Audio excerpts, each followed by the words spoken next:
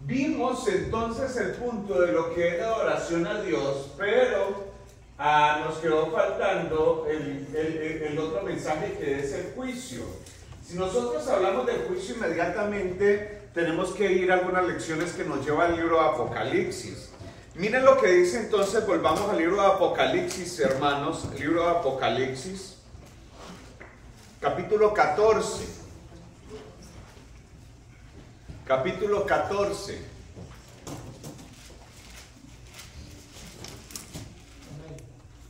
En el versículo 7, y miren lo que dice. Diciendo a gran voz, estamos hablando, recuerden que esta mañana hablábamos de una amonestación que se lleva a través de 3 mensajes, 3 ángeles. Y el primer mensaje, hablamos esta mañana, da Dios y darle gloria. Porque la hora de su juicio, ¿a qué, mis hermanos? Ha llegado. Adorad a aquel que hizo el cielo y la tierra, el mar y todas las cosas. Ya vimos la parte donde hay una adoración, y esta adoración obviamente incluye un día de reposo que tuvo que ser predicado. La pregunta sería, ¿cuándo inició el juicio? ¿Cuándo entonces, hermanos, cuándo inició el juicio? Y no solamente eso, sino cuando se inició la predicación de la adoración a Dios, que siempre ha sido, pero que fue ejecutada a través de un día. Entonces vamos a ver estos puntos que son importantes. Primer punto, mis hermanos, ¿cuál es el juicio? ¿Cuándo inicia el juicio? Porque cuando nosotros hablamos de juicio, ¿de qué inmediatamente pensamos? Si yo los llevo a una película y les hablo de un juicio, inmediatamente, ¿qué es lo que vemos? Los juicios de Dios son ¿qué? Terremotos, inundaciones. Y entonces cuando vemos todo eso en las noticias, ¿qué es lo que estamos hablando? Han llegado los juicios de Dios. ¿Sí o no? Pero tenemos que tener algunas cosas que son en cuenta en cuanto al juicio. ¿Cuándo empieza la predicación del juicio?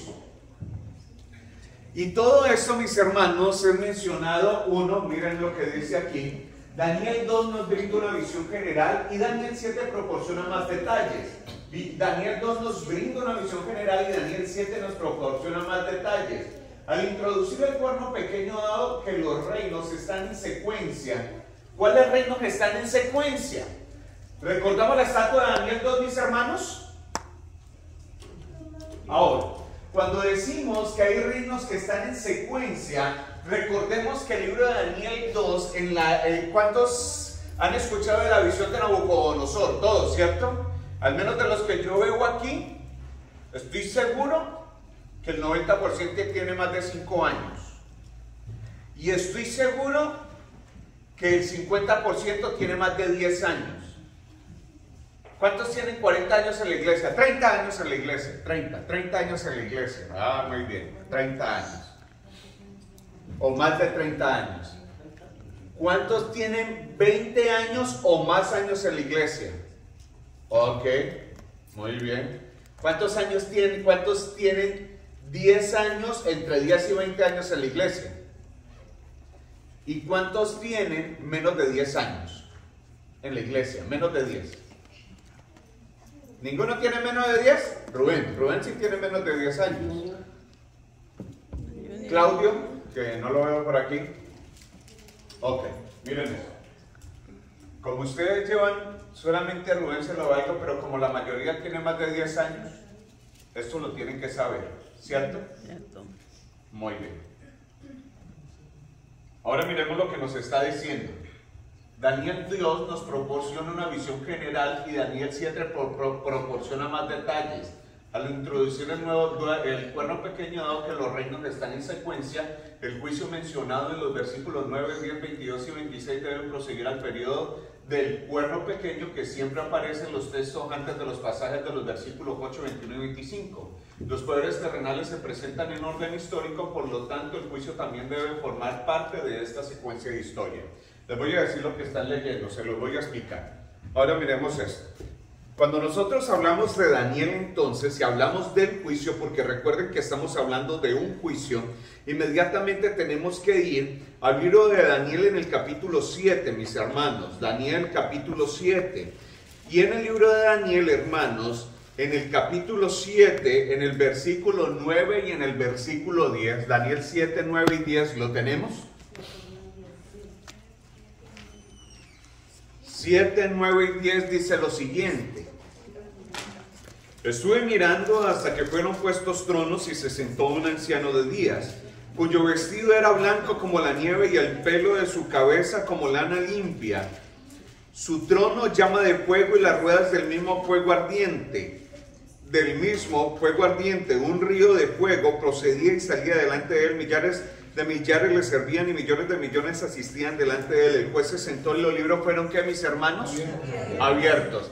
¿Qué es lo que estamos mencionando aquí? Vemos algunas características que son importantes. Hay un hombre que es un anciano de días. Este anciano de días, mis hermanos, está sentado. Dice que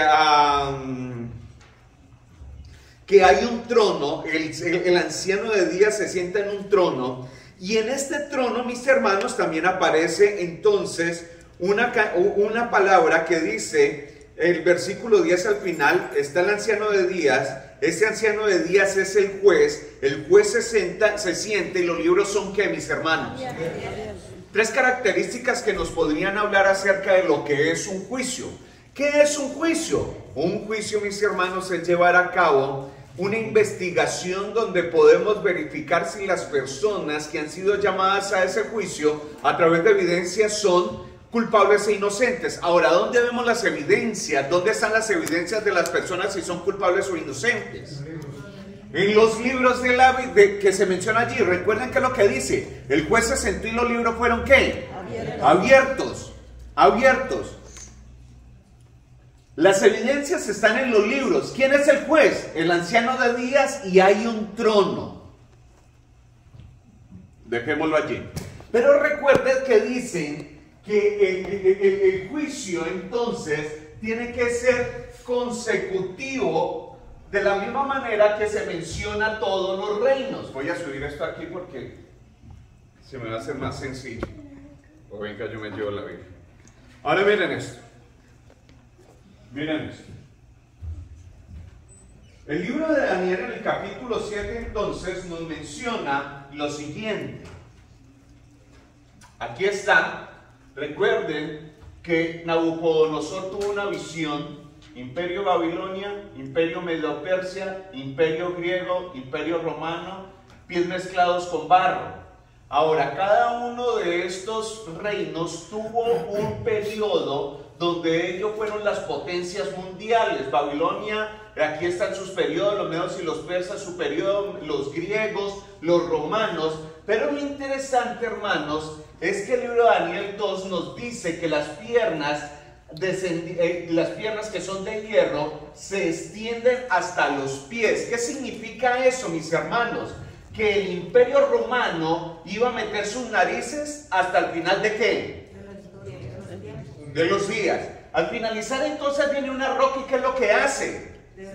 Destruir todo esto. Esa roca se convierte en un ¿qué? En un monte. Ahora, la palabra monte en la Biblia es símbolo ¿de qué? Miren lo que dice, mis hermanos. Miren lo que dice el libro de Salmos.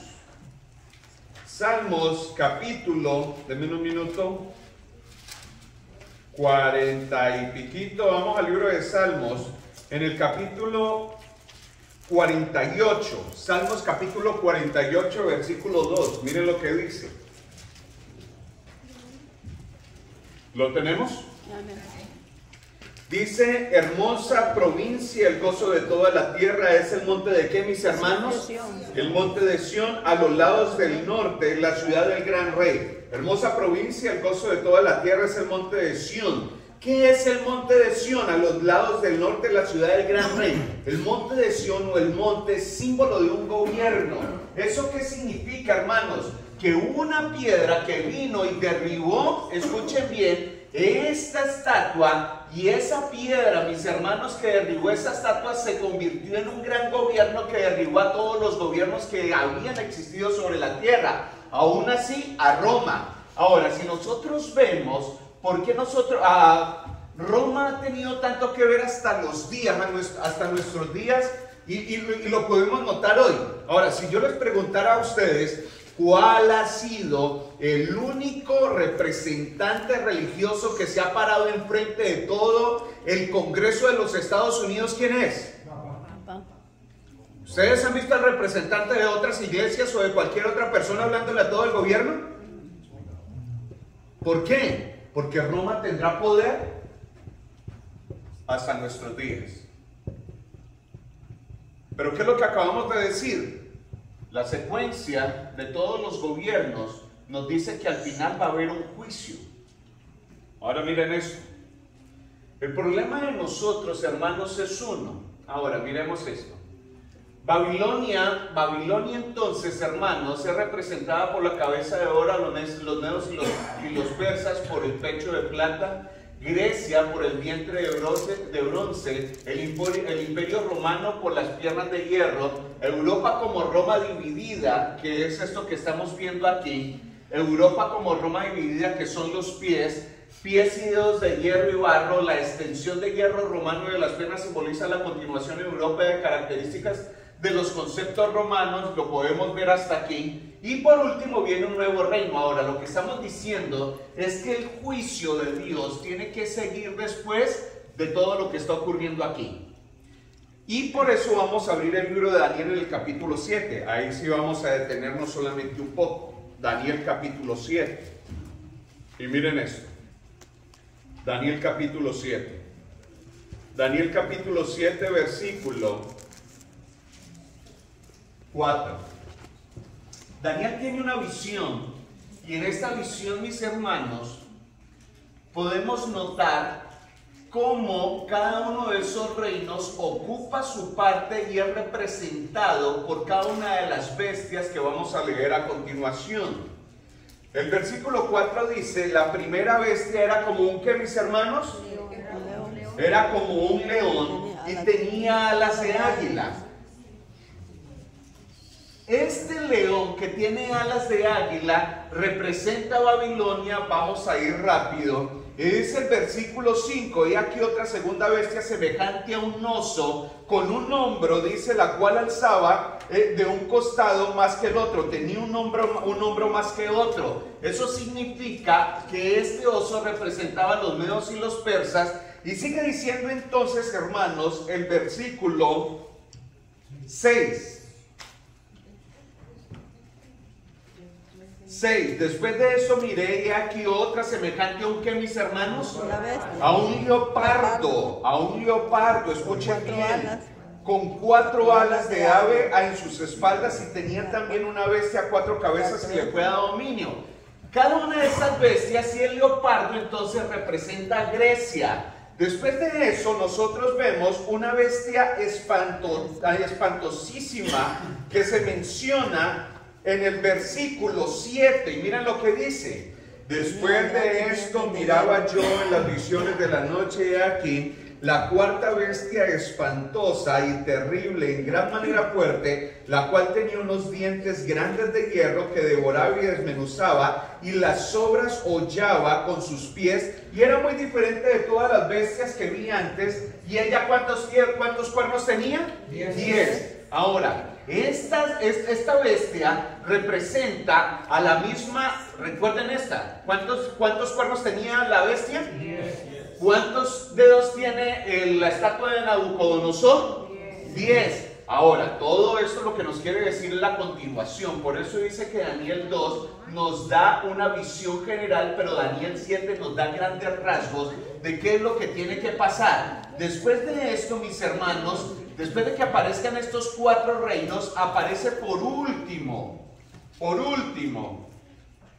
el versículo 9, donde se presenta el anciano de días. Y ahí vamos.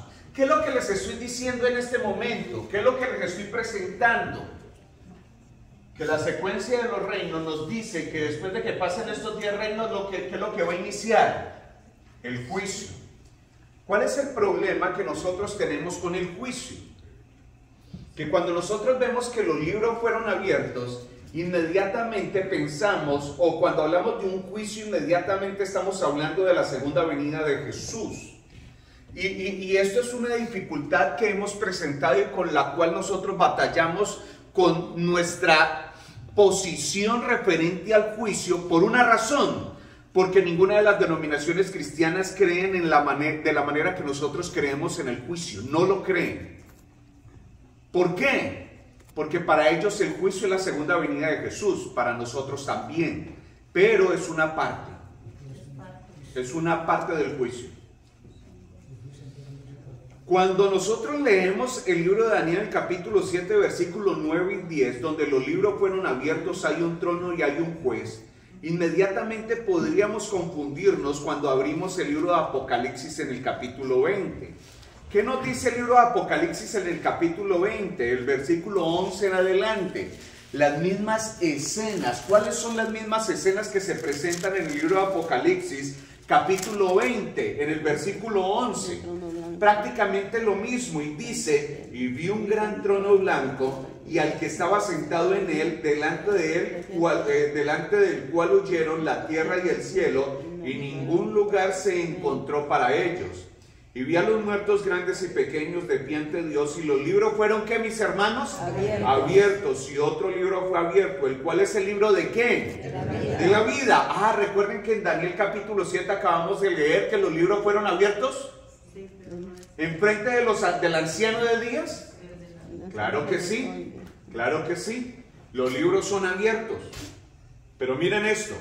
Y fueron juzgados los muertos por las cosas que estaban escritas en los libros según las obras. Y dice el versículo 14, y la muerte y el Hades, versículo 13, y el mar entregó los muertos que había en él, y la muerte y el Hades entregaron los muertos que habían en ellos, y fueron juzgados cada uno según sus obras. ¿Dónde estaban escritas las obras de estas personas? En los libros que fueron abiertos. Y entonces sigue diciendo el versículo 14, y la muerte y el Hades fueron lanzados al lago de fuego. Está la muerte segunda. Y el que no se halló inscrito en el libro de la vida fue lanzado al lago de fuego. Ahora, lo que nos está presentando esto, hermanos, es que el juicio, al parecer, tiene las mismas características que nos presenta el libro de Daniel en el capítulo 7, solo que es que no podemos llevar el juicio hasta el final. Sí, el juicio tiene un veredicto. Pero cuando nosotros hablamos de que el ángel trajo un juicio y que el primer ángel dice, porque el juicio de Dios ha llegado, eso no significa que el Señor Jesús venga por segunda vez. La segunda venida de Jesús tiene que ver con el juicio, ¿sí o no? Sí. Porque la segunda venida de Jesús, ¿qué es lo que viene a traer? El pago para cada uno. ¿Eso significa que hay un juicio cuando Él venga? Claro que sí, hay un juicio. El Señor Jesús viene a juzgar a todas las personas que están sobre esta tierra. Pero es que hay un problema. El juicio de Dios, mis hermanos, no solamente tiene que ver con la segunda venida de Jesús. Ya sabemos que consecutivamente, después de que todas estas potencias mundiales, Babilonia, los medos y los persas, Grecia, Europa como reino dividido, tiene que llegar una escena del juicio. Porque consecutivamente cada una ha reemplazado al otro. Los medos y los persas invadieron a Babilonia. Grecia invadió a los medos y los persas. Los romanos acabaron con Grecia. Europa, ahora Roma, es acabada prácticamente, o digamos así, es disuadida por 10 reinos que en algún momento 10 tribus bárbaras que pelearon contra ellos. O sea que Roma también perdió su poder, pero continúa, algo de Roma continúa hasta el final. Y después de eso, ¿qué es lo que tiene que haber? ¿Qué es lo que tiene que haber después de esto? Un juicio. Un juicio. Este es el punto importante. ¿Cuándo inicia el juicio de Dios y cuándo inicia el mensaje del primer ángel? Este es el punto que tenemos que llegar a saber. ¿Cuándo inicia el mensaje del primer ángel? ¿Cuándo inicia el juicio de Dios? Porque el primer ángel dice, adórenme a Dios. ¿Y por qué? Porque el juicio de Dios ha llegado. ¿Cuándo inicia este juicio? El juicio tiene que iniciar después de que los 10 reinos se coloquen. Ahí en algún momento tiene que iniciar el juicio. ¿Lo entendemos? Primer punto importante. Esto no lo vamos a ver hoy. Si algún día quieren que estudiemos esto, lo estudiamos. La profecía de las 2300 tardes y mañanas. Aunque yo sé que la sabemos muy bien. ¿Sí? Pero lo que yo les quiero presentar es lo siguiente. Vamos a Daniel en el capítulo 7. Daniel capítulo 7.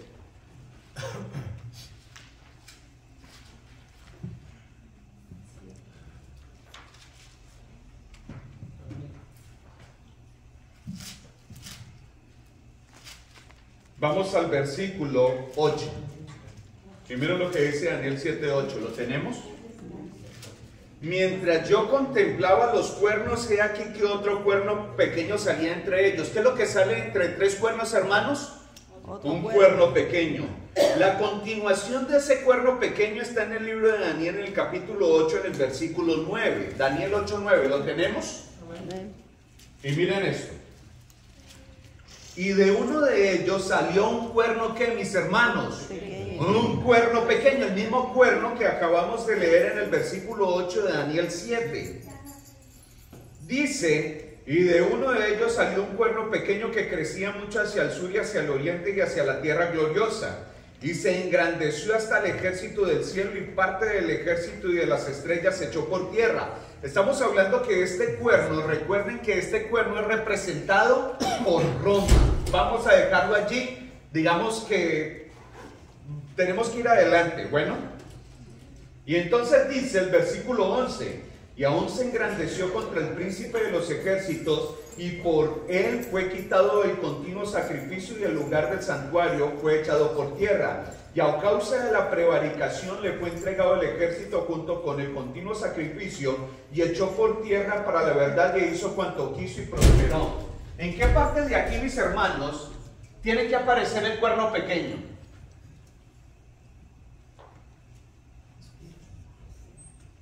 ¿Dónde aparece el cuerno pequeño aquí? Excelente, hermanas Salas. El cuerno pequeño tiene que salir en los pies. Porque recuerden que hay 10 cuernos, y los 10 cuernos son los mismos que es lo mismo que los 10 dedos de los pies. Sí. Y uno de esos tres reinos de estos son quitados de la faz de la tierra. Y el cuerno pequeño predomina. Eso significa que si nosotros vamos en una cadena de sucesos, después de que se levante el cuerno, que es lo mismo que está pasando aquí en los pies, ¿qué es lo que tiene que venir después? La roca para derribar. ¿Esa roca es símbolo de qué? De la segunda venida de Jesús. De un reino que se establece, de un juicio. Lo que yo les quiero presentar es que Daniel 8 dice, escuchen bien, que después de que se levante ese cuerno pequeño, dice el versículo 13, entonces oía un santo que hablaba, y a otro de los santos preguntó a aquel que hablaba, ¿hasta cuándo durará la visión del continuo sacrificio y la prevaricación asoladora, entregado al santuario del ejército para ser pisoteado? ¿Hasta cuándo va a durar este cuerno pequeño? ¿Hasta cuándo? Hasta 2300. Versículo 14. Hasta 2300 tardes y mañanas, y luego será el santuario ¿qué? Purificado. Ahora, lo que nos quiere decir es que el continuo o el cuerno pequeño iba a tener prácticamente todo este tiempo para reinar. Recuerden que tuvo un proceso de 1260 años hasta que dice el versículo 14, hasta que el santuario fuera purificado. O sea que el cuerno pequeño iba a tener todo un gran poder hasta que el Señor iniciara su proceso de purificación. ¿Qué significa el proceso de purificación? El proceso de purificación es lo mismo que nos está diciendo el versículo 9 y 10. ¿Qué es el proceso de purificación de Daniel 7? ¿Qué es este proceso de purificación que nos está presentando? Lo mismo que aparece en el libro de Daniel 7, versículos 9 y 10. Estuve mirando hasta que fueron puestos tronos, y se sentó un anciano de días cuyo vestido era blanco como la nieve, y el pelo de su cabeza como lana limpia. Su trono llama de fuego, y las ruedas del mismo fuego ardiente. Un río de fuego procedía y salía delante de él, millares de millares le servían y millones de millones se asistían delante de él. El juez se sentó y los libros fueron abiertos. ¿Cuándo ocurrió esto? 1844. Cuando inició la iglesia. Muy bien. O sea que el juicio tiene que iniciar cuando se acaban las 2300 tardes y mañanas. Entonces, si el juicio arranca cuando se acaban las 2300 tardes y mañanas y llega el mensaje del primer ángel, y el mensaje del primer ángel, ¿qué dice? El juicio de Dios, ¿a qué, mis hermanos? Ha llegado. ¿Cuándo tenía que llegar el mensaje del primer ángel? Temer a Dios y darle honra. Después de 1844 tenía que llegar el mensaje del primer ángel. Pastor, una pregunta. ¿Ese juicio que inició en ese tiempo es el mismo que llaman el juicio investigativo, que lo habla el conflicto de los siglos? El conflicto de los siglos tiene un capítulo que se llama el juicio investigador, ¿no? Creo que es el 20, capítulo 20. Ahora, nosotros debemos saber lo siguiente. Nuestra iglesia, escuchen bien, esto es historia. Por favor, apréndanse la historia de su iglesia, de la iglesia a la que pertenecen. Ahí comenzó la iglesia. Nuestra iglesia en 1844 tiene un inicio bajo un nombre que se llama Guillermo Miller. En 1818, como resultado de su estudio, Guillermo Miller, y de las profecías de Daniel 8 y 9, la que estamos viendo ahora, llegó a la conclusión de que Cristo vendría en algún tiempo, en el año 1843 y 1844, pero vaciló hasta 1831. Miren que en 1818 Guillermo Miller ya la tenía clara, pero dice que le dio miedo y empezó a predicar ¿hasta qué? Hasta 1831. Guillermo Miller se levanta a estudiar en 1818, pero en 1831 Guillermo Miller dice: tengo que predicar esto. Antes de empezar a anunciar sus descubrimientos, entonces la suerte fue echada y por su primer servicio público podemos marcar los principios del movimiento adventista en Norteamérica. En los meses y años que siguieron, aproximadamente 100,000 personas creyeron en la inminente segunda venida de Cristo. Ahora, ¿cuál es el problema? El problema es que en 1844 todas las personas pensaban que iban a venir, pero que el Señor Jesús iba a venir por segunda vez. Guillermo Miller entonces se levanta a predicar en 1831 y ahora nuestra iglesia en sus inicios arranca con más de 100,000 personas que estaban esperando a Jesús, que Él llegara en esta fecha. El Señor Jesús, todos ustedes saben, no vino en 1844. No vino. Pero quiero decirles que fueron más de 100,000 personas, eran millones de personas que estaban esperando al Señor Jesús. Millones de personas. Y de las millones de personas quedó un pequeño puñado remanente que empezó a decir: pero si la profecía es tan clara con las 2300 tardes y mañanas, entonces ¿por qué Jesús no vino? Y entonces se dieron cuenta de una cosa que es muy importante y que el Señor se lo reveló a Elena G. de White. De esa manera, el gran chasco del 22 de octubre de 1844 se convirtió en un mensaje poderoso. Es verdad que Jesús no vino como los milleritas pensaban, pero un pequeño grupo de creyentes decepcionados descubrió una nueva luz bíblica. La verdad es que Cristo entró en la fase final de su ministerio sumo sacerdotal en el santuario celestial, y después del cual Él volverá finalmente para redimir a quien, mis hermanos. Inició ¿qué? La fase final. Ahora, ¿qué fue lo que descubrió la iglesia adventista? Lo que la iglesia adventista se dio cuenta es que el juicio sí iba a llegar, pero que el juicio tenía 3 etapas diferentes. Eso es lo que se dio cuenta la iglesia adventista. La iglesia adventista se dio cuenta que Jesús iba a venir, pero al final del juicio. La iglesia se dio cuenta que habían metido las patas. ¿Por qué la iglesia metió las patas cuando empezaron a predicar? Porque ellos pensaron que ya iba a llegar el juicio ¿qué? Ejecutivo. ¿Y cuál es el juicio ejecutivo? Cuando Jesús ya venga a acabar con todo. Ellos estaban esperando el juicio ejecutivo, pero entonces el puñado de personas que empezaron a estudiar se dieron cuenta que el juicio tiene un proceso. Ahora miren esto, la iglesia adventista es criticada por eso. Ustedes se han puesto, yo me he puesto en estos días, estaba escuchando unos hombres, unas personas de otra iglesia y miraba cuáles eran sus argumentos para quitar de nosotros, o quitarle a la iglesia el juicio investigador, porque nos critican por el juicio investigador una barbaridad. Y entonces yo me di cuenta, yo dije, ¿cómo no pueden creer un juicio si es muy claro la secuencia que se lleva en todos los reinos y que el juicio tiene que iniciar? Que las 2300 tardes y mañanas también son parte de un juicio y que al final de las 2300 tardes y mañana iba a arrancar un juicio. Y yo empecé a ver y dije, pero es que me parece claro, aunque ellos dan una cantidad de argumentos para decir eso no existe. Ahora miremos esto. El juicio investigador inicia en el otoño del 22 de octubre y es lo que nos dice Daniel 8:14. El 22 de octubre ahora.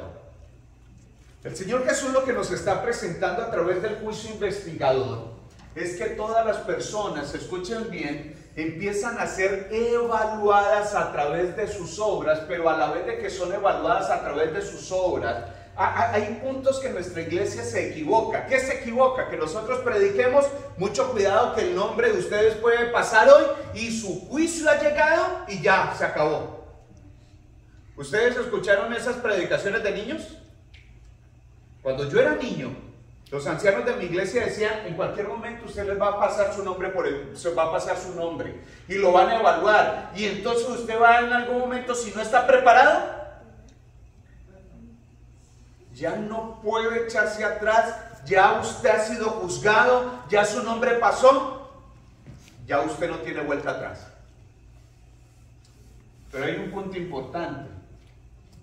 Empezamos con lo que es el juicio investigador, empezamos con lo que es el juicio comprobatorio. Ya, el juicio comprobatorio, mis hermanos, y después viene el juicio, ¿qué, mis hermanos? Ejecutivo. Ahora miren esto. ¿En qué parte del juicio nos encontramos hoy? En el juicio investigador. ¿Cuándo va a empezar el juicio comprobatorio? La segunda fase ocurre en el cielo. ¿Cuándo empieza la segunda fase del juicio? Cuando nosotros estemos ¿en dónde? El Señor Jesús vino por segunda vez y nosotros ascendemos al reino de los cielos. Y entonces dice el libro de Apocalipsis, ahí aparece, sí, Apocalipsis capítulo 20 en el versículo 4, miren lo que dice. ¿Qué es lo que dice Apocalipsis 24, mis hermanos? Hoy nos encontramos en esta fase. Después de que el Señor Jesús venga y ascendamos al reino de los cielos, recuerden que vamos a estar un milenio, ¿lo recuerdan? Nosotros, el Señor Jesús viene a esta tierra, ¿y cuántos años vamos a estar en el cielo? 1000 años. 1000 años. 1000 años. ¿Y qué va a pasar en esos 1000 años? Dice el versículo 4 La tierra será purificada. de Apocalipsis 20. Y vi tronos y se sentaron sobre ellos los que sirvieron, los que recibieron la facultad de juzgar. ¿Quiénes recibieron la facultad de juzgar? ¿Saben quiénes van a juzgar?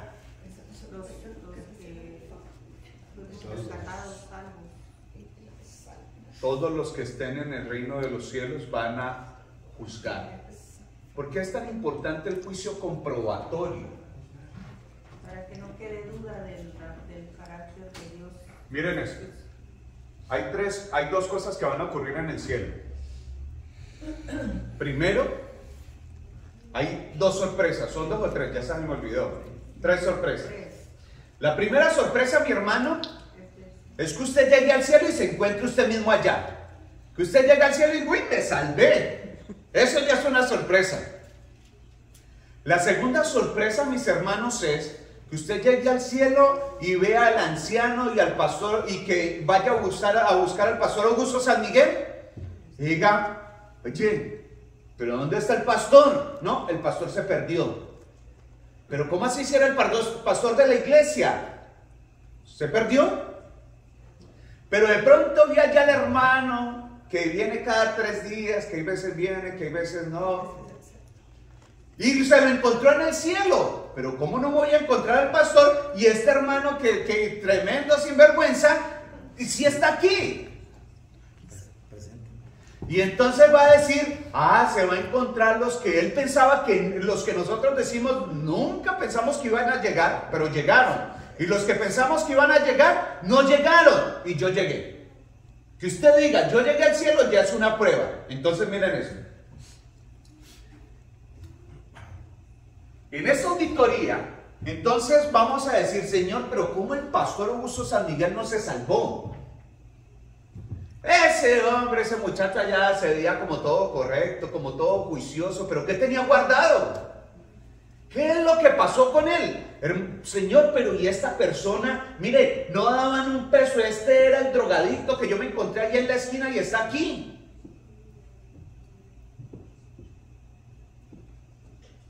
Entonces el Señor nos permitirá, ahí es donde los libros serán abiertos. ¿Y saben quiénes van a ver los libros? Todos los redimidos. Y todas las obras de los seres humanos serán expuestas en esos libros.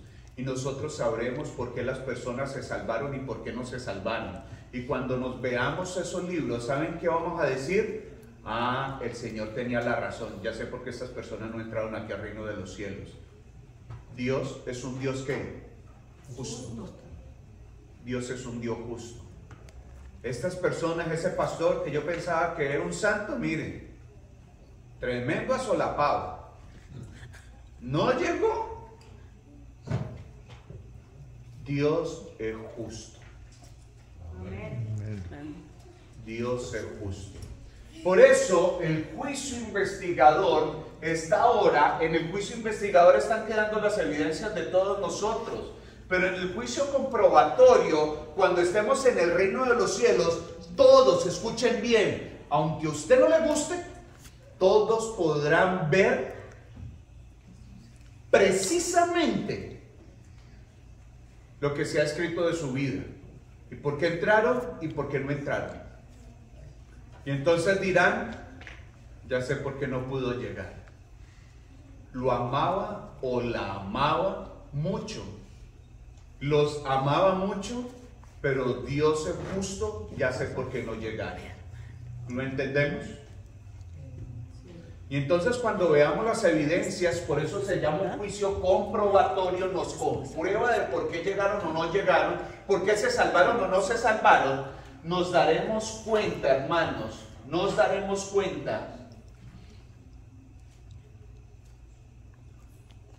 Nos daremos cuenta que el Señor es un Dios justo y que Dios tenía la razón. ¿Saben? En esta etapa del juicio hasta se le mostrará a Satanás todo. El conflicto de los siglos dice de manera muy clara que después de que Satanás, en el libro de Apocalipsis, ustedes saben que Satanás se levantará y hará una guerra, ¿no?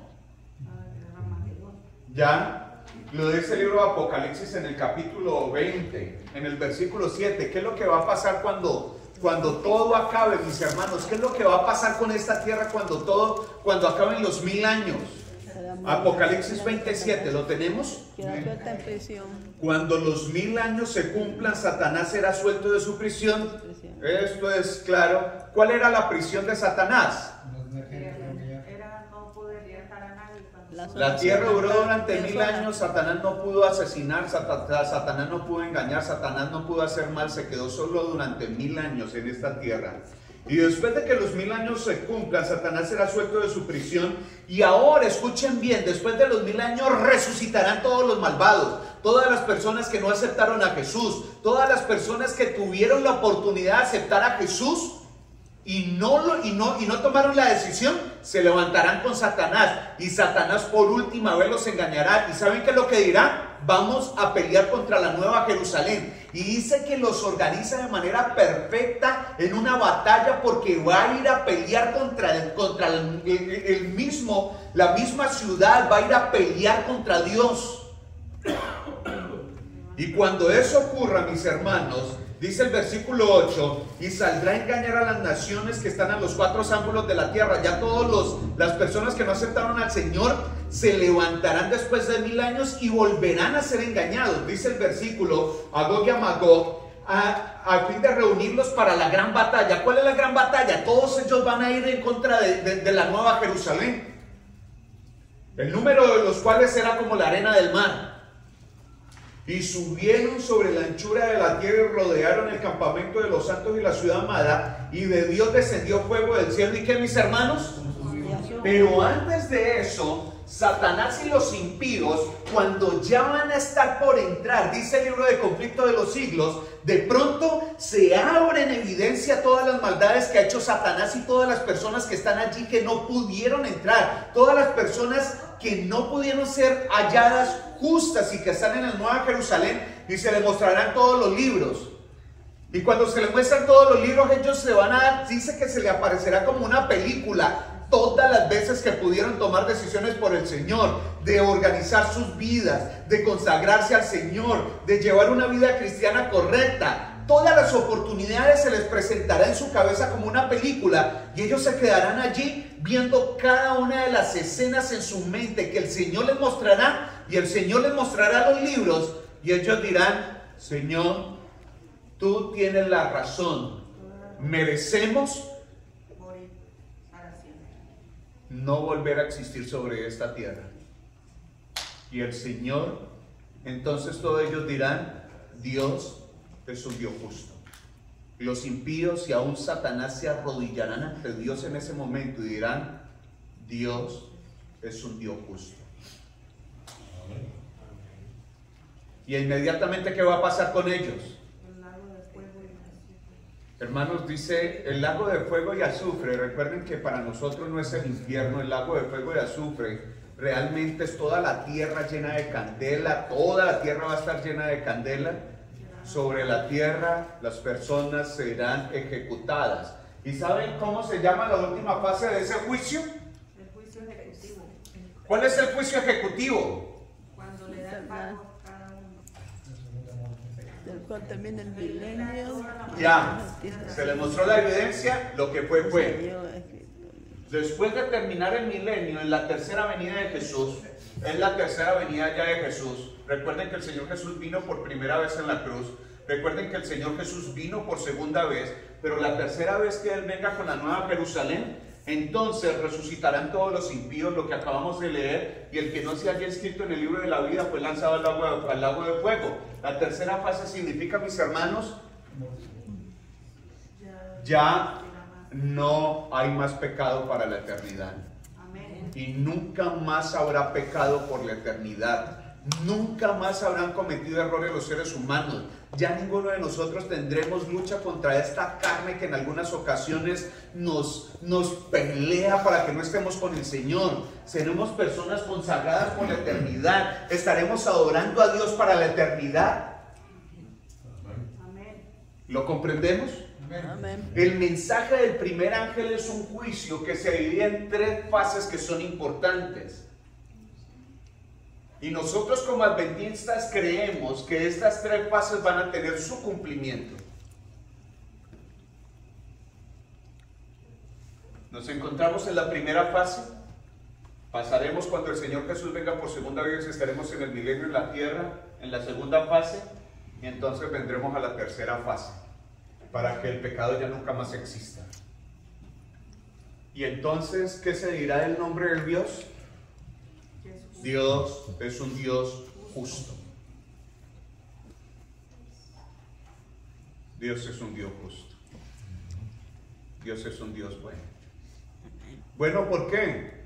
Porque mientras que hoy hay un juicio ejecutivo, un juicio investigador, mientras que hoy hay un juicio investigador, yo quiero decirles, mis hermanos, Dios a cada uno de nosotros, mis hermanos, a cada uno de nosotros, escuchen bien, nos está dando los espacios de gracia para que podamos ser salvos en Él. Amén. Porque ninguno de nosotros pasará toda su existencia sin tener la oportunidad de organizar sus vidas a Dios.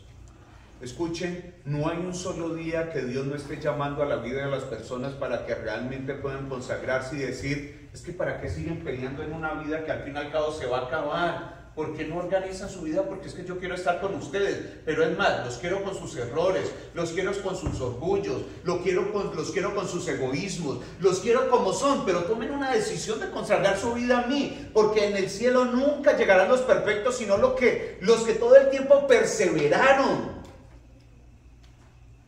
¿Saben por qué? Porque dice el libro de Primera de Juan, también tenemos un abogado intercesor. Amén. O sea que ustedes hoy no están solos, ni yo estoy solo. Amén. Hoy tenemos un abogado que está peleando por nosotros. ¿Y saben cómo se llama? Jesús. Jesús. Si no llegamos al cielo, es porque no quisimos. ¿Sí o no? No quisimos. No quisimos. Bueno, ¿cuáles fueron los libros abiertos? El de la vida, el de las memorias y el de los pecados. ¿Recordamos cuál es el libro de la vida? Recuerden que el libro de la vida, mis hermanos, cada vez que cada uno de nosotros, escuchen bien, cada vez que cada uno de nosotros acepta a Jesús en su bautismo y acepta a Jesús como Salvador, entonces entra y es escrito en el libro de ¿qué? De la vida.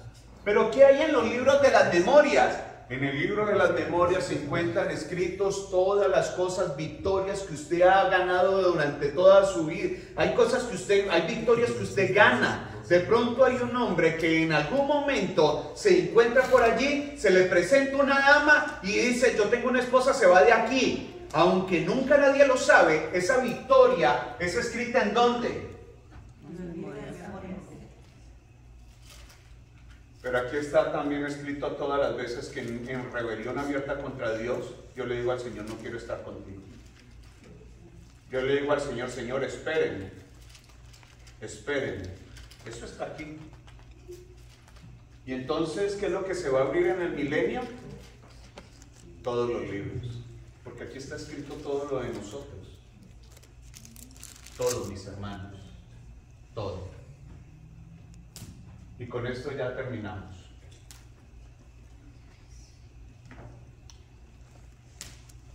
Hoy, mis hermanos, tenemos la posibilidad de decidir por el Señor. El Señor Jesús no ha venido, ¿no? Jesús todavía hoy nos da la oportunidad de estar con Él. Pero hasta esta predicación será la evidencia que el Señor tomará para decirle, yo hablé a través del pastor, ¿usted me escuchó? ¿Usted me escuchó? ¿O usted tomó la decisión de seguir su vida común y corriente? ¿Lo comprendemos? Y esto no debe ser una predicación, mis hermanos. Esto no debe ser una predicación de miedo. ¿Sí? Pero es como cuando un padre se coloca enfrente del hijo y le dice, o me obedece, o le quito el celular. ¿Qué es lo que estamos haciendo? ¿Usted quiere colocarle miedo o lo quiere concientizar? Concientizar. ¿Pero qué es lo que tengo que utilizar? ¿Algo que le duela? ¿Sí o no? ¿Algo que le duela? Y si es en nuestros países es más bonito. Mi hijo o se porta bien, en mi país dicen así, o lo levanta a correr. ¿Cuál de los dos? Elija pues. Y entonces el niño dijo, no, y yo a mis hijas cuando estaban en casa, yo les decía, o comen a las buenas o a las malas, ¿cuál de las dos? Igual van a comer, pero no van a dejar la comida aquí, eran bebecitas. Y con la que más luchaba era con Sofía. Y Sofía decía, pues no como. Y yo, ¿cómo? Y la sentaba y cogía la cuchara y se la metía. Y no va a comer, le meto la segunda. Y no va a comer, y ya después de un rato, ¿quiere a las buenas o a las malas? A las buenas. Coma pues, mija.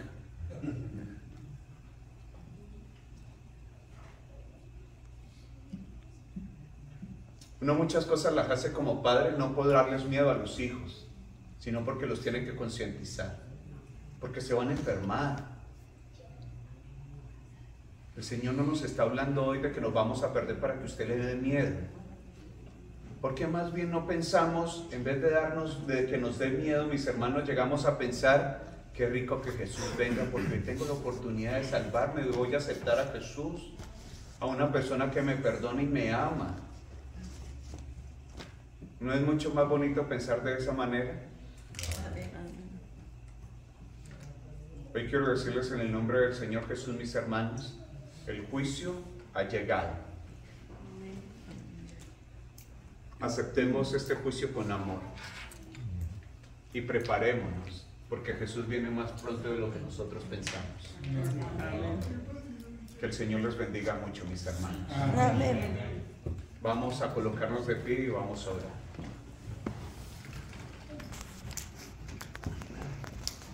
Vamos a orar. Señor y Dios, agradeciendo mucho este día que nos has dado. Gracias, Señor, por la oportunidad que nos has regalado de estar con cada uno de nuestros hermanos. Bendícenos. Bendice cada reunión, Señor. Bendice cada predicación y utilízala como testimonio de tu amor, porque hoy nos has dado las evidencias de cuánto nos amas, porque no quieres, Señor, que es mejor ser advertidos que estar en la negligencia. Es mejor estar advertidos, Señor, que estar en la ignorancia. Al fin y al cabo vas a venir. Y hoy, Señor, nos has advertido. Porque tú tienes que venir por el amor a esta tierra, por el amor a cada uno de tus hijos. En tus manos coloco esta linda iglesia, Señor, bendícela. Bendice a cada uno de los que han venido a escuchar de este mensaje. Esto te lo pido en Cristo Jesús. Amén. Amén. Hermanos, Dios les bendiga mucho. Amén.